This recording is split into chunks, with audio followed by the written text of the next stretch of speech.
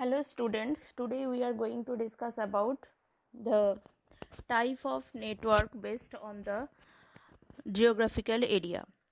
Mainly there are four categories. First one is personal area network. In this network, this network mainly used in the personal devices. So devices can be cell phone, computer, camera, laptop, tablets, etc. These devices are connected through a wired or wireless PAN. PAN covers a short radius of only a few meters. It used to share or transfer files, songs, movies, etc. USB cable is the best example of the wired PAN, and Bluetooth and Wi-Fi are the example of wireless PAN. This is the personal area network. Second one is local area network. In this network, computers are interconnected within a limited geographical area. That means within a building, within an office, within an school. It covers a radius of a few kilometers. Okay, it is the larger than personal area network. Third one is metropolitan area network, short form MAN. In this network, computers are interconnected within the same city, that is, the branches of same school, branches of same office in the same city. This is the metropolitan area network. It is the larger than the local area network. Fourth one, this is the last one. This is the wide area network. Wide area network spread across the cities, countries, or even continents, and covering a large geographical area.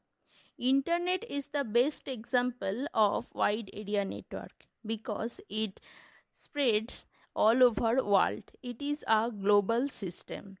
Okay, so these four categories are based on the geographical area. But the computer network may also be classified according to the functional relationship. Okay, let's go to the next topic. Type of the network based on the functional relationship. First one, client server architecture. In this architecture, there is only one server and there are some clients. Server acts a strong computer and clients means multiple computers are connected to the server. In this system, the server has powerful central processor, more memories and larger disk drive than the client. And client contains the program software as per the requirement of the user. In this network, the client make request to the server by sending messages and servers responds to their clients by acting on each request and returning result. For example, you want to access your bank account from your computer. Your computer is a client program that forwards the request to the server program at the bank, and server access the data of that specific account and send the request back to your computer, that means client. So this is the client server architecture and this is the function of the client server architecture. One advantage is there. This is a centralized system. That means their security is very strong. For example, password protection ensuring that the data is only available to the qualified individuals. And one disadvantage is there. It runs the risk of a system overload. That means if at the same time so many users want to access the shared network, that time the connection may be failed or slow down. So this is the client server architecture. Then second one is peer to peer architecture. And in this architecture there is no server.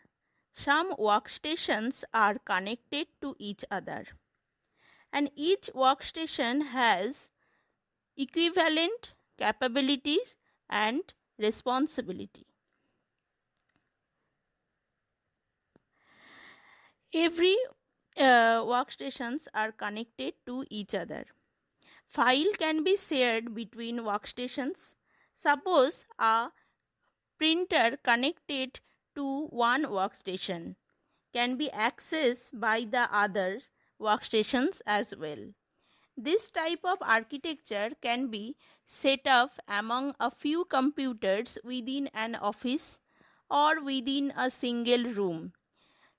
This architecture is much simpler than the client server architecture. One advantage is there. It supports distributed processing so that increased overload will not affect the system overall. And one disadvantage is there. It does not support centrally managed security. It does not provide the backing of the file. Okay. So today's topic is this. Please like my video and subscribe my channel. Thank you.